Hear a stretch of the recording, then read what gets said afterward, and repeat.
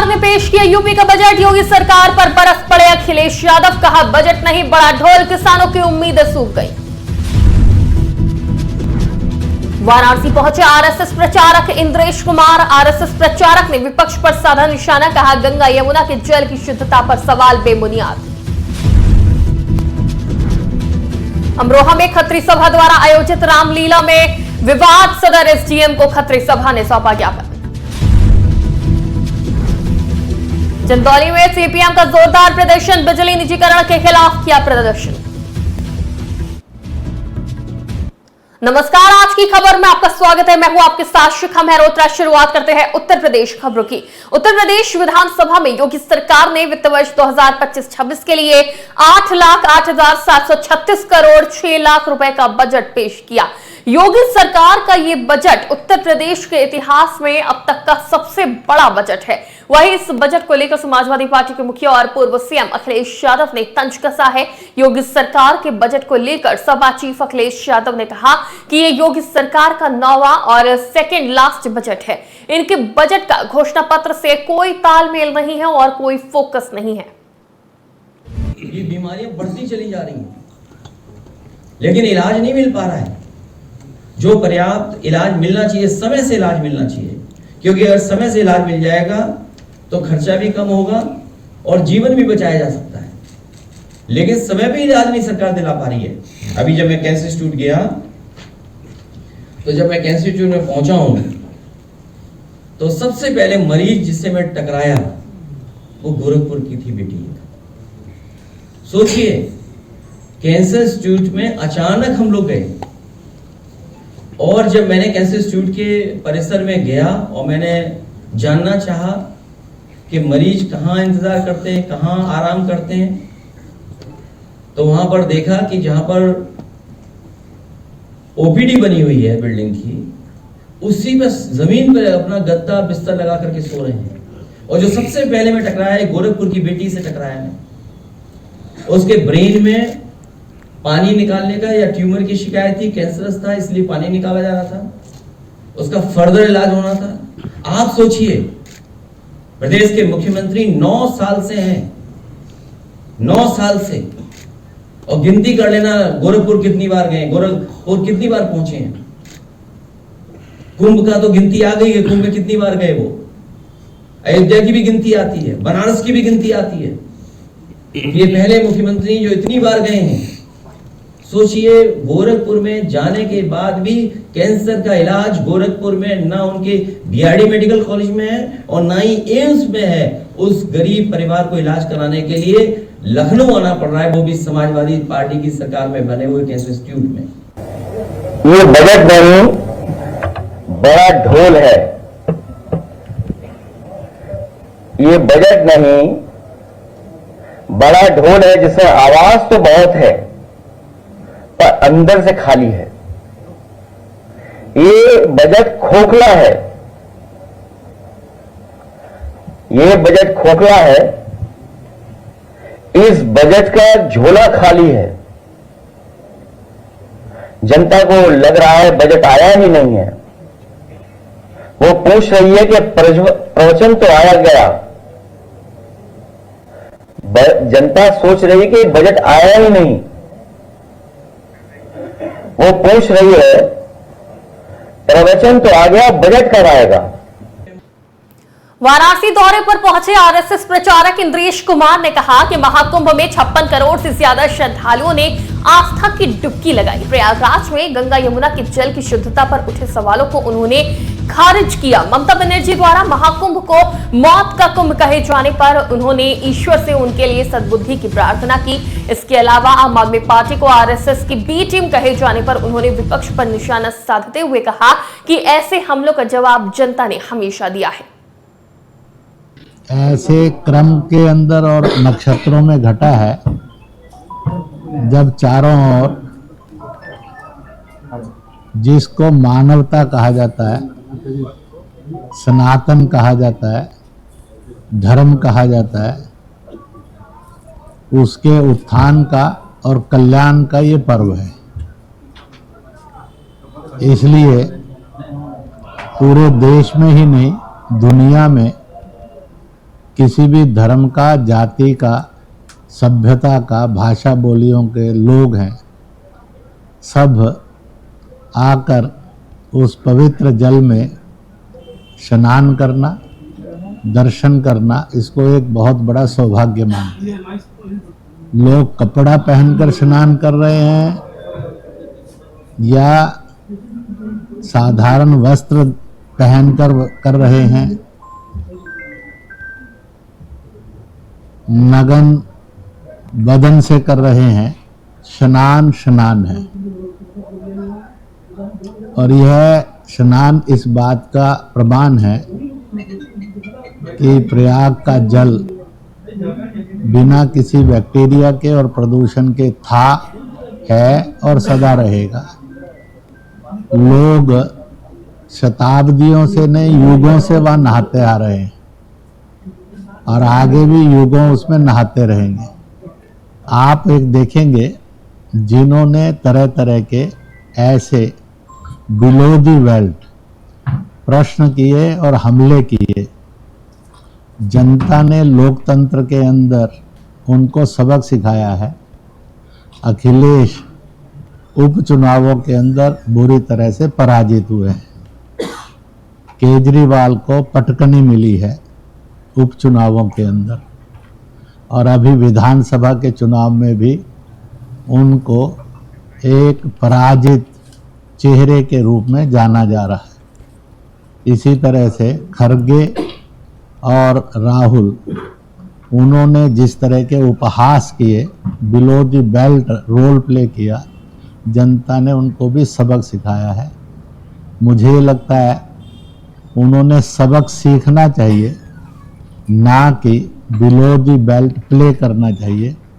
नेताओं के द्वारा बिलो द बेल्ट प्ले किया जाना, यह अमरोहा में खत्री सभा द्वारा आयोजित रामलीला में विवाद खड़ा हो गया। खत्री समाज के सदस्यों ने अमरोहा के सदर एसडीएम सुधीर कुमार को ज्ञापन सौंपते हुए आरोप लगाया कि नई कमेटी धार्मिक रामलीला कमेटी अमरोहा के अध्यक्ष विशाल गोयल ने पंजीकरण प्रक्रिया में गड़बड़ी की है और अपने समर्थकों को कमेटी में शामिल किया है। इस मामले में खत्री समाज के सदस्यों ने अपनी आपत्ति जताई और मामले की जाँच की मांग की। खत्री सभा अमरोहा के द्वारा एक आपत्ति दर्ज कराई गई है। श्री रामलीला कमेटी तथाकथित कमेटी के द्वारा जो एक बहुत बड़ा षड्यंत्र करके और उसका पंजीयन अभी तक इस कमेटी के पास नहीं था, इसको लेकर के हम माननीय उप जिलाधिकारी अमरोहा के पास आए हैं, सदर के पास आए हैं, और हमने अपने ज्ञापन में ये बात मेंशन की है कि ये समाज, हमारे समाज की ओर से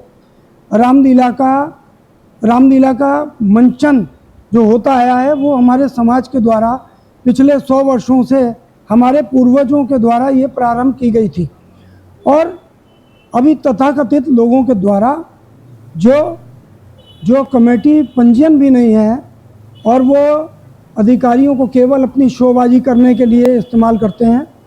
हमारा प्रशासन से यही अपील करने के लिए आए हैं कि ऐसे लोगों को बेनकाब हमें करना पड़ेगा, क्योंकि रामलीला, ये राम के नाम को बदनाम किया जा रहा है।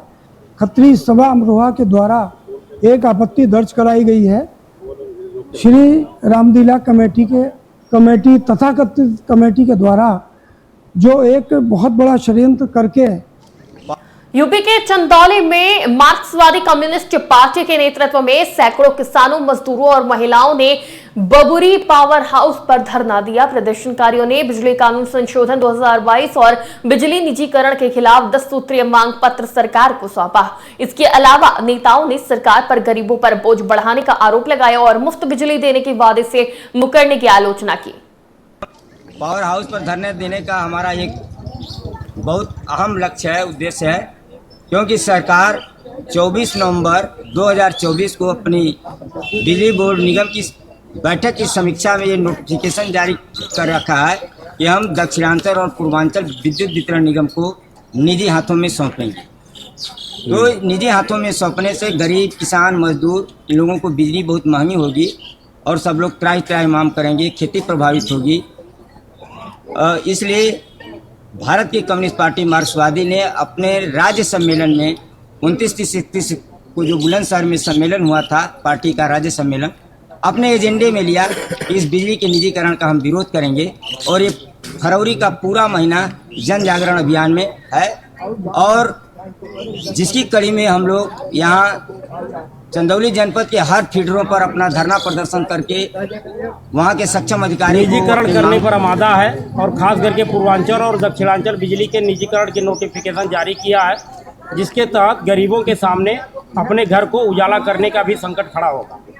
तो इस निजीकरण के खिलाफ हम लोगों का आज पूरे प्रदेश में एक जन अभियान चल रहा है। उस अभियान के कड़ी में बबुरी ब्रांच के नेतृत्व में बबुरी पावर हाउस पे धरना दिया गया, और अभी जेई साहब आए थे, उनको मांग पत्र दिया गया।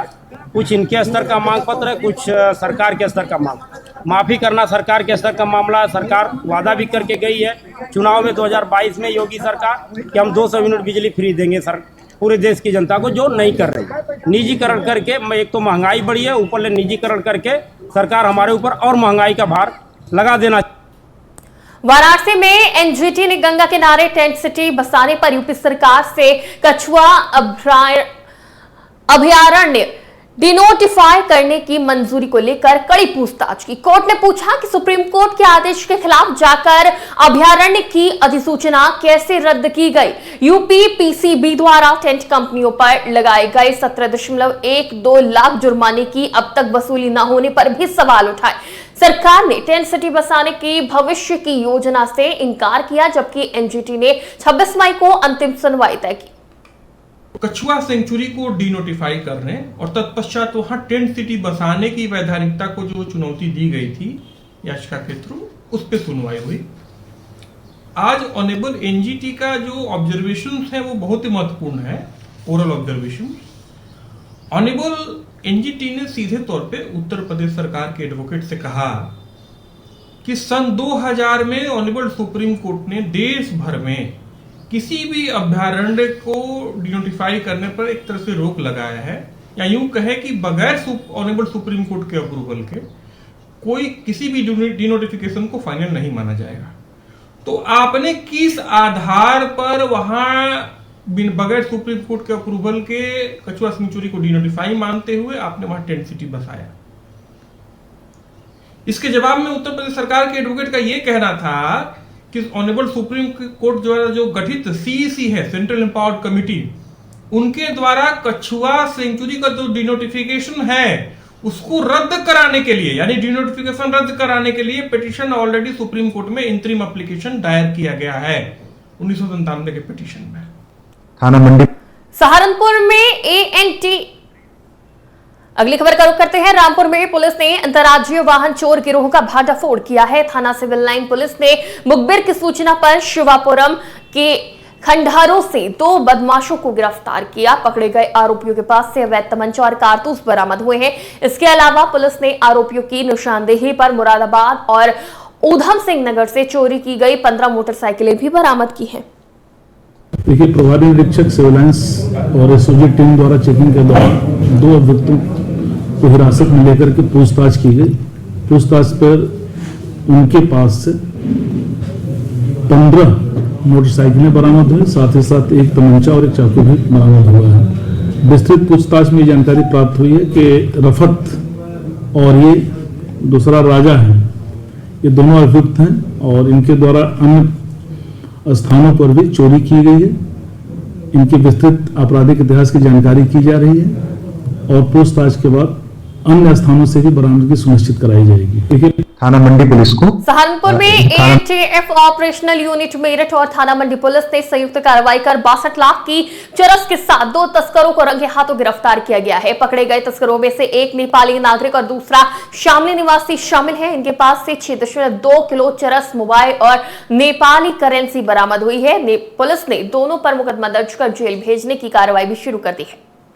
थाना मंडी पुलिस को थाना मंडी में एएनटीएफ मेरठ की पुलिस की टीम आई और उन्होंने पुलिस को सूचना दी कि उनके पास एक मुखबिर के द्वारा सूचना मिली है कि मंडी पुलिस की निर्यात निगम चौकी के अंतर्गत कुछ ड्रग तस्करों द्वारा ड्रग की डीलिंग होने वाली है। उस सूचना का विश्वास करके थाना मंडी की पुलिस एएनटीएफ मेरठ की टीम के साथ उस जगह पर गई और इन तस्करों का इंतजार किया। उसके बाद वहां पर दो व्यक्ति आए, जिनमें से एक व्यक्ति नेपाली था और दूसरा व्यक्ति जिसका नाम बाद में पुलिस को पता चला, जिसका नाम शादाब था, जो कि शामली का रहने वाला है। वो ड्रग डीलिंग कर रहे थे।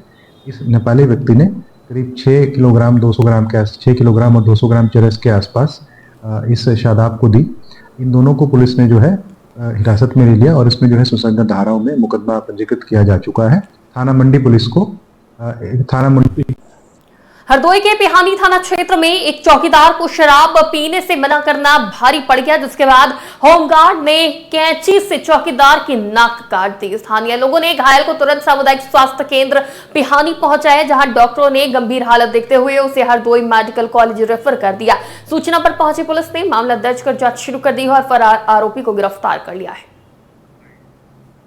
थाना पिहानी पीने को लेकर विवाद हो गया, जिसमें एक व्यक्ति द्वारा दूसरे व्यक्ति का नाक दांत से काट लिया गया, जिस संबंध में थाना पर अभियोग पंजीकृत करते हुए अभियुक्त को हिरासत में लिया गया है। पुलिस द्वारा वैधानिक कार्रवाई की जा रही है। इसमें एक व्यक्ति जो होमगार्ड में है, उसके संबंध में होमगार्ड कमांडेंट को रिपोर्ट भेजी जा रही है। थाना पिहानी पीने को लेकर विवाद हो गया, जिसमें एक व्यक्ति द्वारा दूसरे व्यक्ति का नाक दांत से काट लिया गया, जिस संबंध में थाना पर अभियोग पंजीकृत। उत्तर प्रदेश की खबरों में फिलहाल इतना ही। देश और दुनिया की तमाम खबरों के लिए देखते रहिए आज की खबर।